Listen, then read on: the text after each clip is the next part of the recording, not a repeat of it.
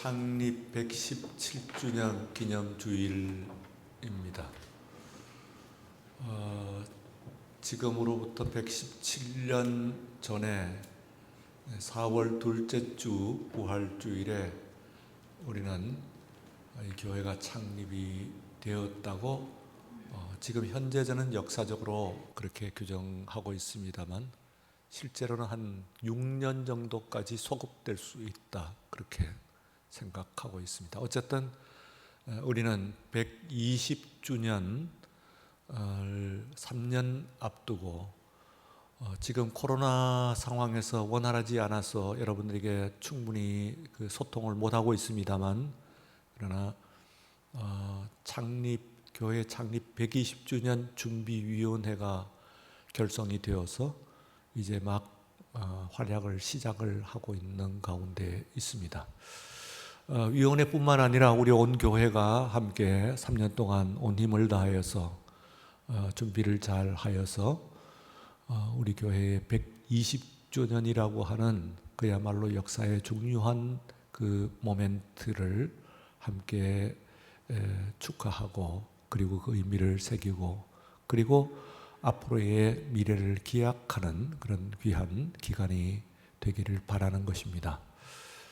오늘 말씀의 배경은 구약 성경, 그 중에서도 출애굽기 34장의 말씀이 그 배경이 됩니다. 그때 모세는 시내 산 아래에 이스라엘 백성들을 남겨둔 채 홀로 그 산 위로 하나님을 배우러 올라갔습니다. 하루 이틀을 뵌 것이 아니고 그것에 무려 40일 동안 하나님을 계속해서 뵙고, 그리고 산을 내려오게 되자 그 모세의 모든 그 속에 있는 심령뿐만 아니라 그의 모든 얼굴과 온몸에도 하나님의 은혜, 하나님의 영광이 흠뻑 배어 있는 상태였습니다. 그것이 특별히 빛으로, 하나님의 영광이 빛으로 드러났기 때문에 이스라엘 백성들이 모세를 40일 동안 40일 만에 보게 될 때에 모세의 그 얼굴을 그 광채 때문에, 하나님의 영광 때문에 제대로 볼 수가 없었습니다. 맨눈을 뜨고는 눈이 부셔가지고 그것을 볼 수가 없었어요.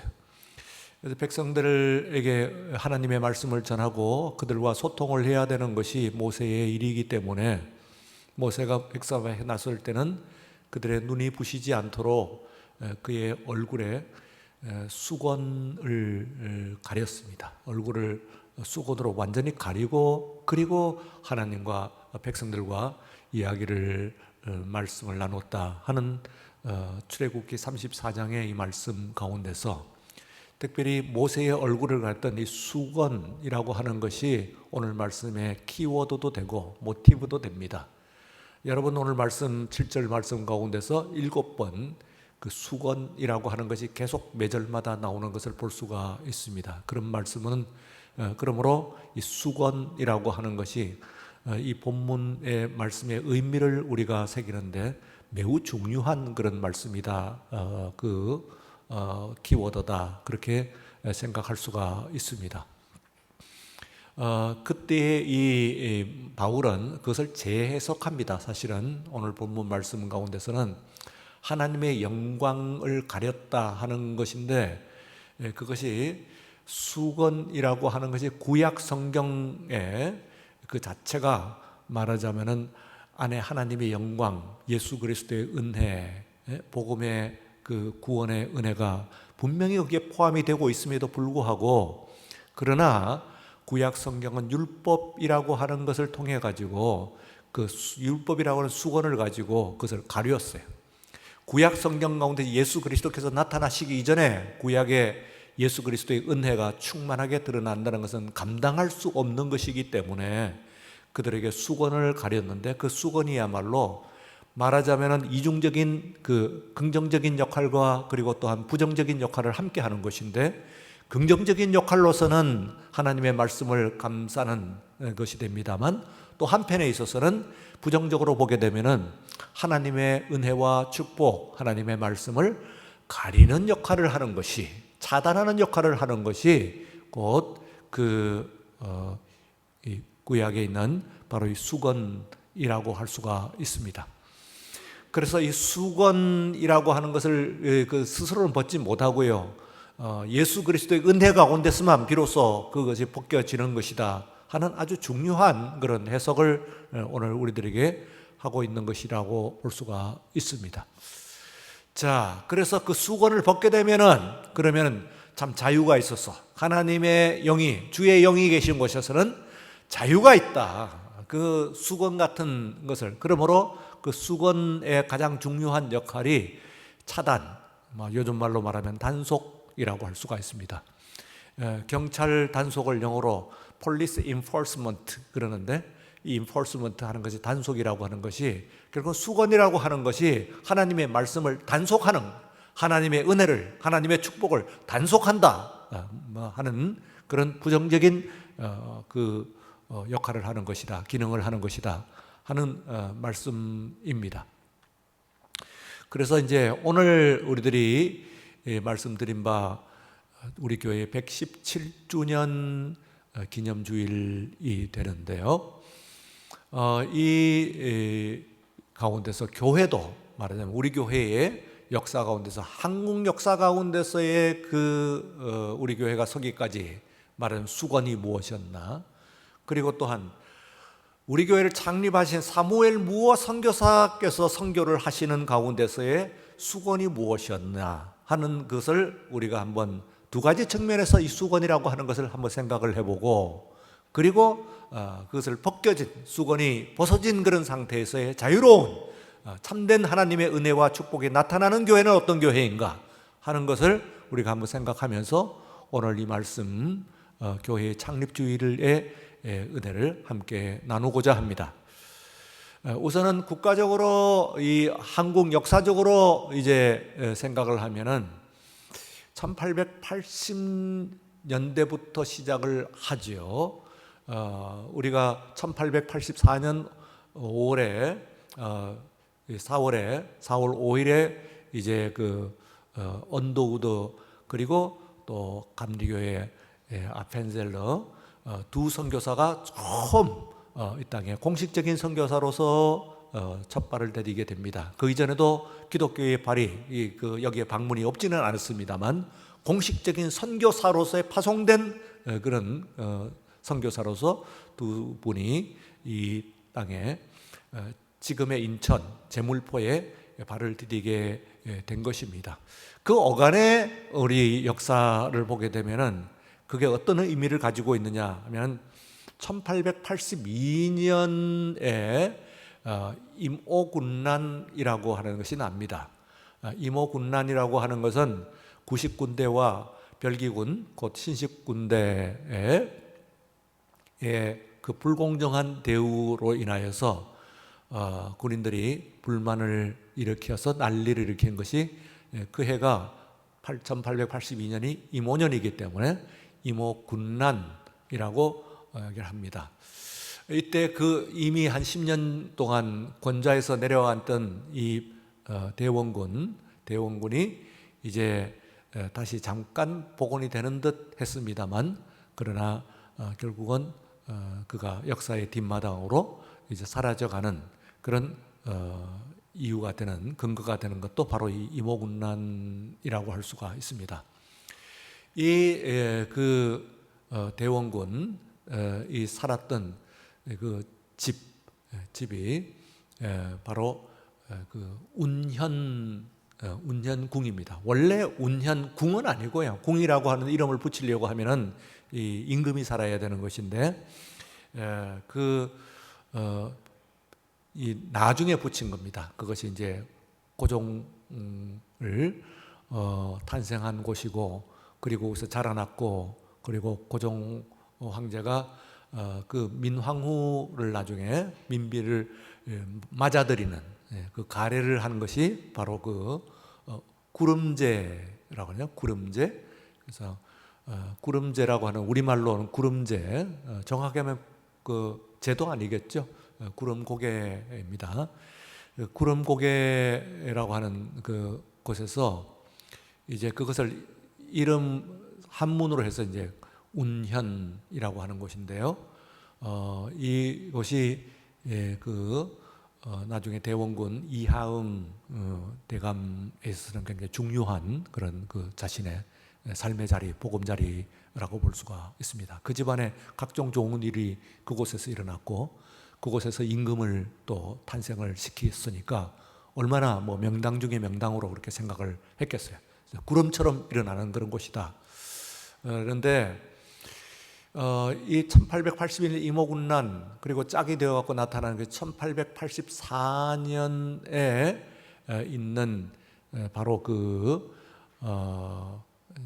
갑신정변입니다. 이게 짝이죠. 항상 임오군난은 이 갑신정변과 함께 생각을 하죠. 바로 이제 1884년 그 해가 4월에 그 선교사들이 이곳에 도착을 했고, 그리고 그 해 말에 12월에 갑신정변이 12월에 일어납니다. 그래서 그 우정국 낙성식이라고 하는 것은 근대식 우편제도가 이제 시작이 되는 그 때를 기화로 해가지고 이제 김옥균, 서재필, 박영효 이런 사람들이 중심이 되어가지고 일으킨 그 정변이 바로 이 갑신정변입니다. 안타깝게 3일천하로 끝나는 것이죠. 곧 물러가게 되면서 이 임오군난과 갑신정변 이것을 통해 가지고 이제 결국은 권자에서 물러난 이 대원군이 마지막 자신의 그 집에 거하지를 못하고 그 운영궁의 제일 바깥쪽으로 축출이 됩니다. 어디까지 축출이 되면 제일 외곽인데요. 지금 현재 서울 디자인 고등학교입니다. 그 옛날에는 그 전에는 우리가 동도 중고등학교, 동도공고라고 그렇게 불렀죠. 유명한 공고로서는 유명한 그런 학교였는데요. 이 자리가 바로 운영궁의 제일 끝자락인데 대원군, 흥선대원군이 만년을 보냈던 곳입니다. 그래서 여기서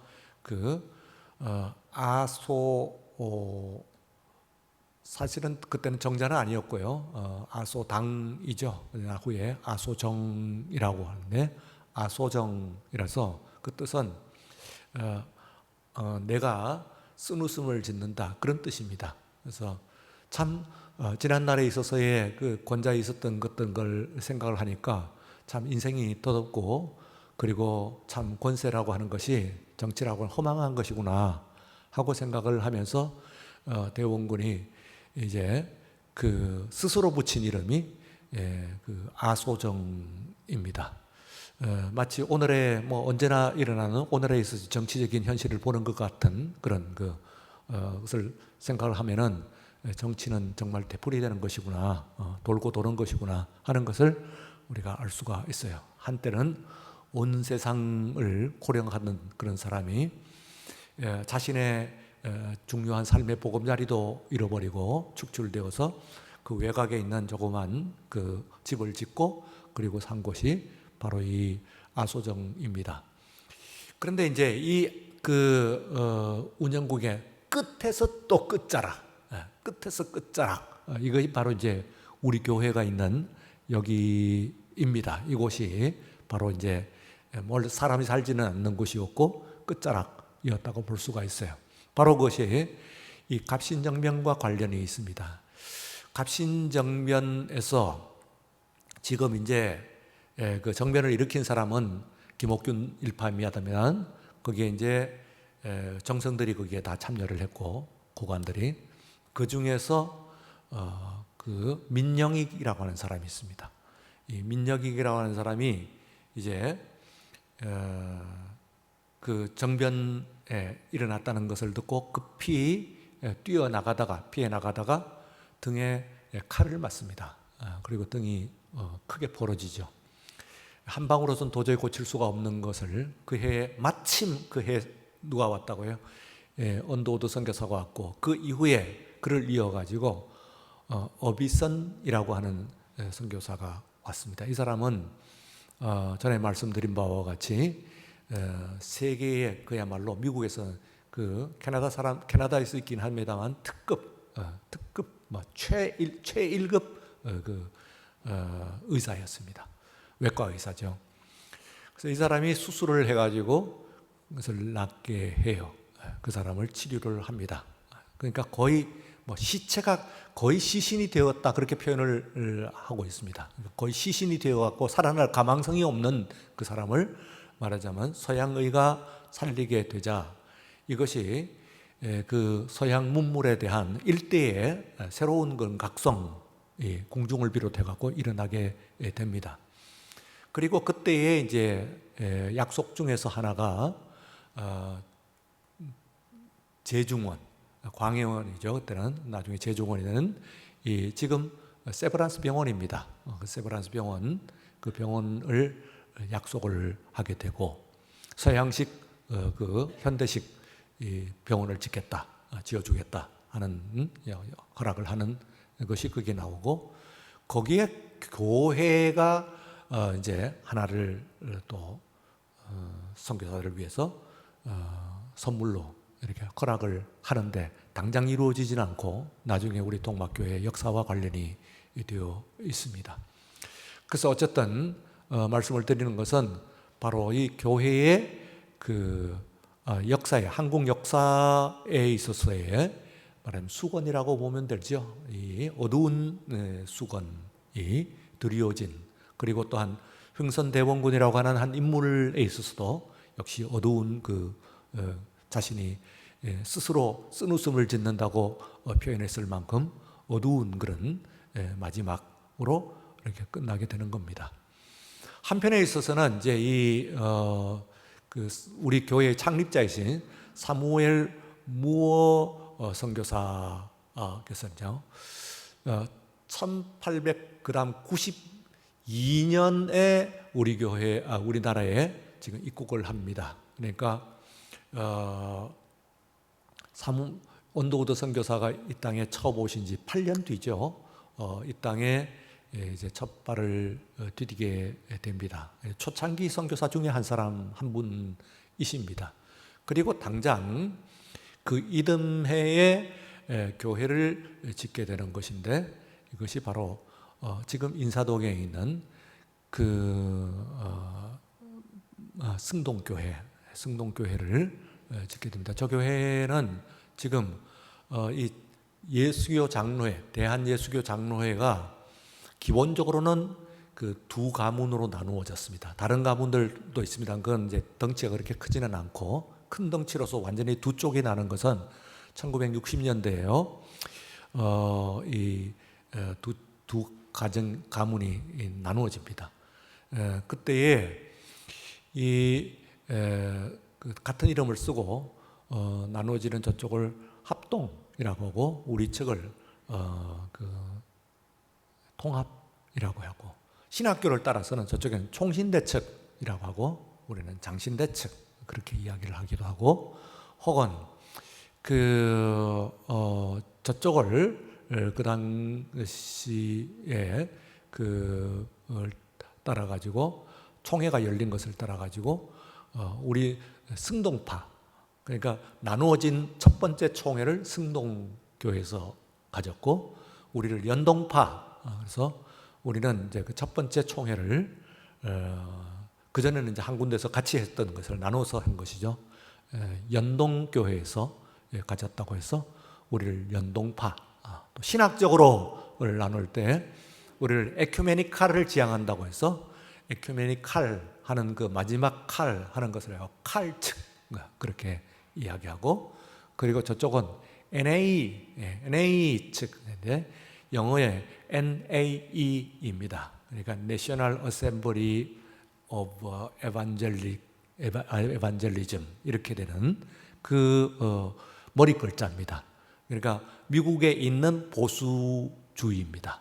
그래서 미국에 있는 보수주의 교단 그 단체를 따른다고 하는 의미에서 저쪽을 NAE 측이라고 하고 우리를 칼 측 이렇게 얘기하는데 아마 교단에 속하여서 오래된 교우들은 그런 이야기를 혹간 들어보셨을 것으로 그렇게 생각이 됩니다.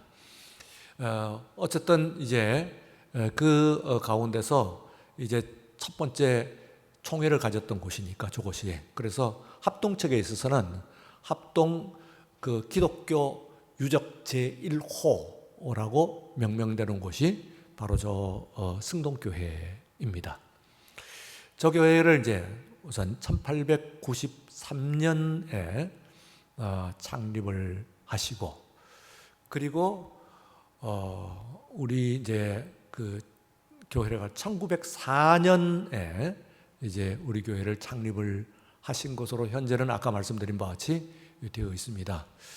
이 교회 이전에는 초가 7칸 되어 있는 것은 이곳은 아니고요, 도화동입니다. 저쪽 그 길 건너 있는 도화동 쪽에 초가 7칸을 정해 가지고 동막교회가 시작이 되었고, 그리고 이것은 두 번째 이제 그 교회입니다. 그래서 자세히 보시면 남녀가 들어가는 데가 다르고, 그리고 나누어 가지고 예배를 드리는 그런 그 옛날식의 교회입니다. 그리고 그 이후에 이제 우리들이 이 교회가 세워지기 전에 언덕 위에 세워졌던 교회는 여러분들이 상당히 여러분들 교회들이 알고 계시는 그 교회입니다. 그것도 단층으로 되어 있다가 또 2층으로 또 이렇게 되고 이렇게 되는 역사를 가지고 있는데요. 이 교회를 왜 그 앞에서 그 얘기를 하냐면은 그때 갑신정변 때 약속되었던 그것이 바로 허락이 그때 됩니다. 그것을 언더우드 선교사께서 역할을 하셨는데, 사실 우리 교회에 있어서 우리 교회가 1904년이라고 하면은 그야말로 이 선교사께서는 사무엘 무어 선교사께서는 1906년에 소천을 하셔요. 그러니까 말하자면 1904년에 우리 교회를 창립하신 지 불과 2년 후에 이제 소천하신다는 그런 의미인데, 사실은 그건 아닐 거고 그거보다는 상당히 오래 그 전부터 지은 건데, 아마 1898년 어간이라고 생각을 할 수가 있습니다. 1898년, 99년 뭐 이쯤으로 우리가 소급되는데, 이때가 언제냐면은 1894년 4월 둘째 주는 휴 밀러라고 하는, 우리말로는 민휴라고 하는 선교사님이십니다. 민휴라고 하는 휴 밀러라고 하는 선교사께서 장로 장립하시는 날입니다. 그 우리 교회로서. 그러니까 물론 교회 창립하고 창립일에 맞춰 가지고 장로 장립을 하시는 때가 바로 그때인데, 그때가 날짜가 기록된 첫 번이기 때문에 우리가 지금 얘기하는 것이고, 만약에 무슨 자료, 무슨 편지라든지 이런 것을 통해 가지고 앞에 있는 초가 교회가 공식적으로 그때는 초가 교회라고만 적고, 아쉽게도 연도를 적질 않았어요. 연도만 나오면은 우리가 소급됩니다. 지금 117주년이 아니고 아마 한 123년 123주년까지도 소급될 수 있는 그런 상황이라고 보시면 됩니다. 어쨌든 이 민휴 선교사께서 매우 중요한 것은요, 앞서서 사무엘 무어 선교사는 1904년이라고 본다면은 1906년 소천하실 때까지 2년 동안을 우리 교회를 또 그 인도하셨습니다만, 가장 오랜 선교사로서 가장 오래 우리 교회를 섬기신 분이 누구냐면은 바로 이 휴 밀러 선교사님이세요. 이분은 바로 이제 이때로 1904년으로부터 시작을 해가지고요, 33년간 우리 교회를 섬겼습니다. 그렇게 오래 섬기신 분이 없죠. 그리고 교회의 장로로서, 그분은 목사 안수를 받으신 분이 아니기 때문에요, 교회의 장로로서 교회를 섬기셔가지고 양주삼 박사의 그 민휴 일기라고 하는 그 책에서 나와 있는 것을 보게 되면은 이 교회에 그야말로 온갖 풍설 가운데서 교회를 붙들고 그리고 교회의 기둥이 되었다 하는 그런 표현이 나와요. 그래서 정말 이 교회의 기둥이 되신데, 그 중에서 그 기둥의 역할을 하신 것 중에서 가장 중요한 역할이 이분이 누구시냐면은 바로 언더우드 선교사의 조수이세요. 제1조수, 조수들이 많았는데 그 조수들 가운데서도 언더우드 이 민주 선교사는 휴 밀러 선교사는 바로 이 언더우드 선교사의 제1조수입니다. 근데 이 제1조수로서 이분이 이제 그 교회의 터를 물색을 하던 가운데서 언더우드 선교사께 청원을 합니다. 일깨우는 것이죠. 언더우드 선교사는 그 당시에 공중을 드나드는 그런 몇 안 되는 선교사였어요. 아무나 궁중을 들어갈 수 있는 것은 아니고요. 황제를 뵙는다, 고종 황제를 뵙는다 하는 것은 언더우드 선교사 혹은 앞서 그 민영이를 치료한 어빗은 이런 정도의 한 2명, 3명 정도가 궁중을 출입할 수 있었고 나머지는 선교사라고 하더라도 출입할 수가 없어요. 사무엘 무호 선교사는 출입할 수가 없어요. 한 번도 궁을 들어간 적이 없다고 보시면 됩니다. 그런데 이 사무엘 무호 선교사께서요, 이제 민유 선교사께서 이제 그 언더우드 선교를 통해 가지고 그때의 약속을 일깨우고 그리고 이 땅을 하사를 받습니다. 근데 이게 바로 끝자락에 그 서울 디자인 고등학교 거기에 이제 아소정이 있었고 그리고 여기는 그냥 빈털 거예요. 활터라고도 이야기를 하는데 활 연습하고 뭐 이런 정도였는데 이 땅을 이제 하사를 한 거죠. 고종 그러니까 조선 황실에서 교회를 지으라고 정식으로 허락을 하고 그리고 땅을 하사를 한 유일한 경우입니다. 유일한 경우 우리에게는. 그래서 기독교 교회를 지으라고 해서 나온 이런 역사적인 그런 자리라고 볼 수가 있어요. 그런데 앞에서 우리보다도 11년 전에 그 문안이거든요. 그러니까 문안이라고 하는 것은 이제 사대문안이란 뜻이에요. 이쪽 문은 이제 서대문이니까 돈의 문이라고 하는 그 문인데 그 문이 위치가 적절하지 않아 가지고 새로 문을 만드는 것이 이기 때문에 그걸 서대문이라고 그걸 이제 시도문을 새로 만들었기 때문에요.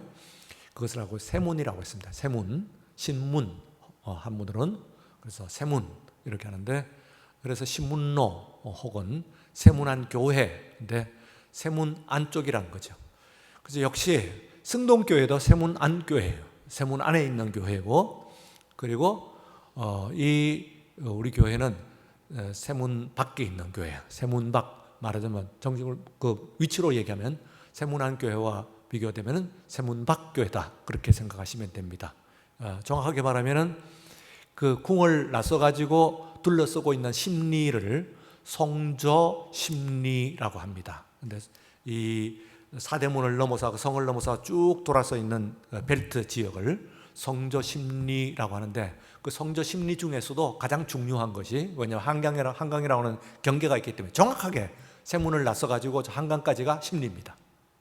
그러니까 이 심리는 성저 심리 가운데서 가장 뚜렷한 그리고 온갖 문물들이나 이런 것들이 다 이쪽으로 기독교도 이쪽으로 오고요.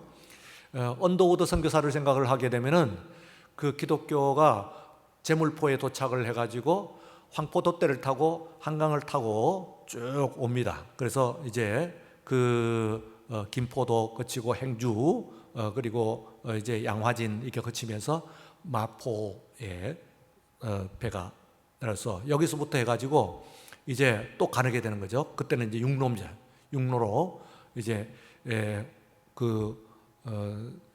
서대문을 들어가기 전에 이제 이 공덕동이 지나가면서 아현이라고 해서 아이고개입니다. 아이고개라서 애고개 그것을 이제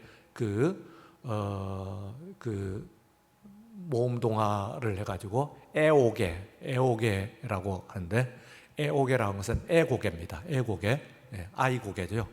한문으로 얘기하면 아현입니다. 아현인데 아도 사실은 그 한문으로 표기해서 그렇지 아는 아이죠.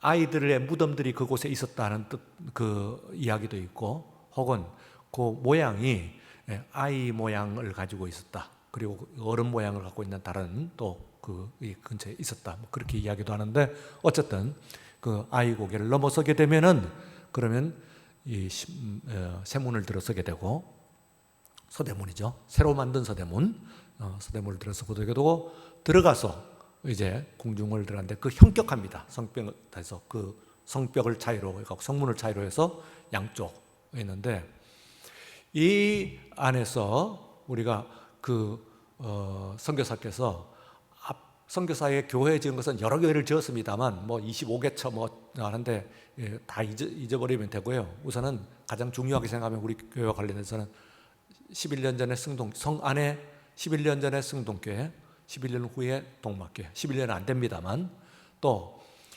앞에 있는 문안교회, 우리는 문박교회, 거기는 귀족교회, 그리고 여기는 천민교회라고 생각하시면 됩니다. 천민교회.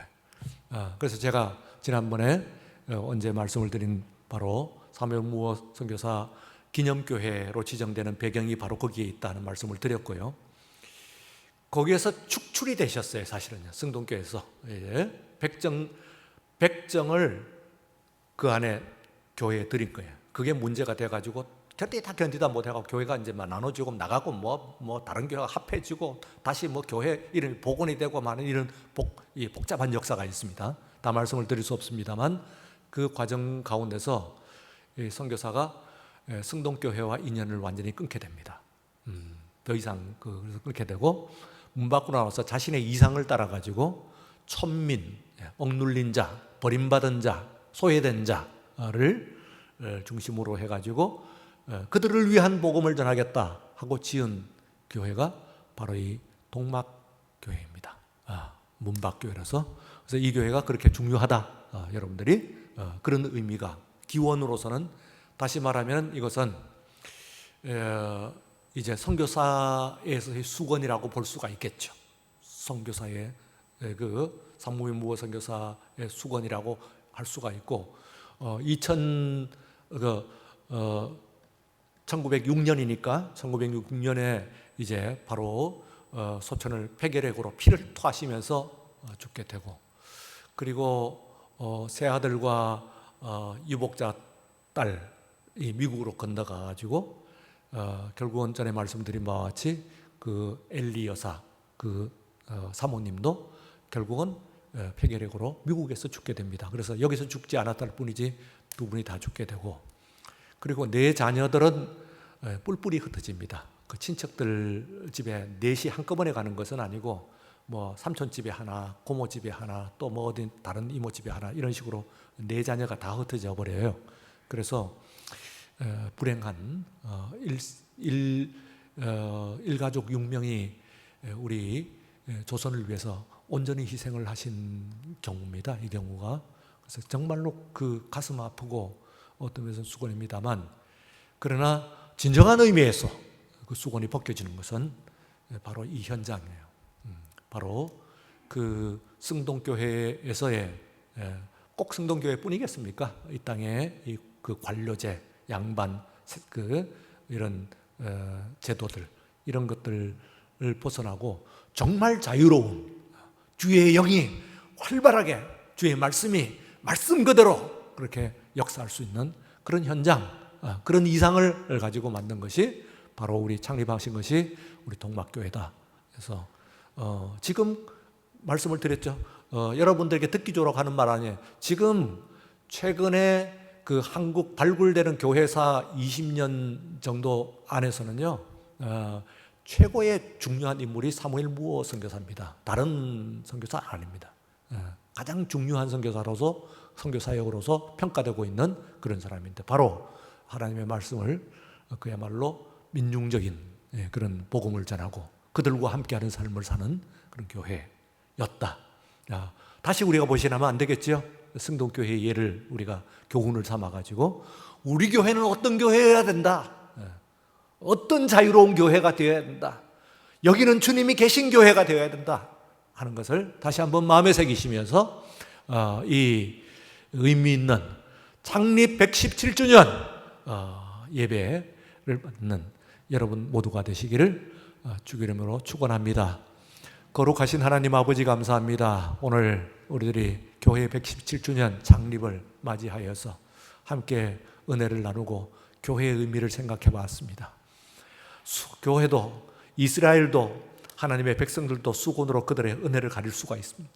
오늘 우리들 교회들도 우리들이 수건으로서 주의 역사를 가리지 않게 하여 주옵소서. 주님 마음껏 역사하시고 주님 마음껏 말씀하시며 그야말로 주님께서 찾으시고자 하는 그 양을 찾는 교회가 될 수 있도록 축복하여 주시옵소서. 예수님 이름으로 기도드리옵나이다. 아멘.